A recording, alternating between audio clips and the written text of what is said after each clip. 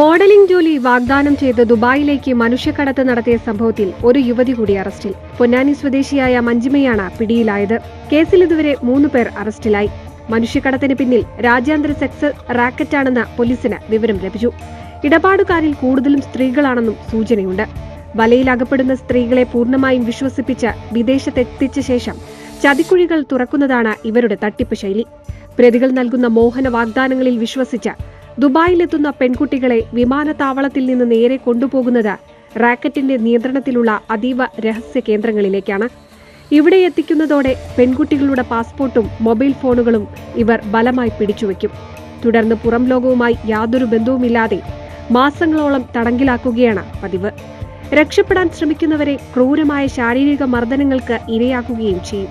നിലവിൽ ഈ സംഘത്തിന്റെ കെണിയിലകപ്പെട്ട 3 പെൺകുട്ടികൾ പോലീസിൽ നേരിട്ട് പരാതി നൽകിയിട്ടുണ്ട്.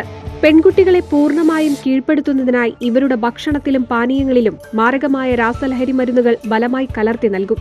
ലഹരിയുടെ അമിത അളവ് മൂലം പെൺകുട്ടികൾ അബോധാവസ്ഥയിലാകുന്നതോടെ പ്രതികൾ തങ്ങളുടെ ആവശ്യക്കാർക്കായി ഇവരെ കാഴ്ചവെക്കും. ഇത്തരത്തിൽ അബോധാവസ്ഥയിലാകുന്ന പെൺകുട്ടികളുടെ നഗ്ന ദൃശ്യങ്ങളും കിടപ്പറ ദൃശ്യങ്ങളും പ്രതികൾ മൊബൈൽ ഫോണുകളിൽ രഹസ്യമായി പകർത്തിവെക്കും. പിന്നീട് മൊബൈലിൽ പകർത്തിയ പീഡന ദൃശ്യങ്ങൾ കാട്ടി ക്രൂരമർദ്ദനവും ഭീഷണിയും തുടരും. മനുഷ്യക്കടത്തുമായി ബന്ധപ്പെട്ട പോലീസിന് ലഭിച്ചിരിക്കുന്നത് ഞെട്ടിക്കുന്ന വെളിപ്പെടുത്തലുകളാണ്.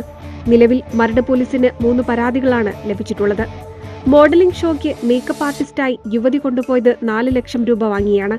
അവിടെ എത്തിയതോടെ സെക്സ് റാക്കറ്റിന്റെ ഭാഗമാകാൻ നിർബന്ധിച്ചു. നഗ്ന ദൃശ്യങ്ങൾ കുടുംബത്തിന് അയച്ചുകൊടുത്ത് ഒറ്റപ്പെടുത്താൻ ശ്രമം നടന്നുവെന്നും യുവതി പരാതിയിൽ പറയുന്നു. ഇവന്റ് മാനേജ്മെന്റ് കമ്പനിയുടെ മറവിലാണ് മനുഷ്യക്കടത്ത് നടന്നതെന്ന് യുവതി പറഞ്ഞു. പോലീസ് അന്വേഷണം ഊർജിതമാക്കിയിട്ടുണ്ട്.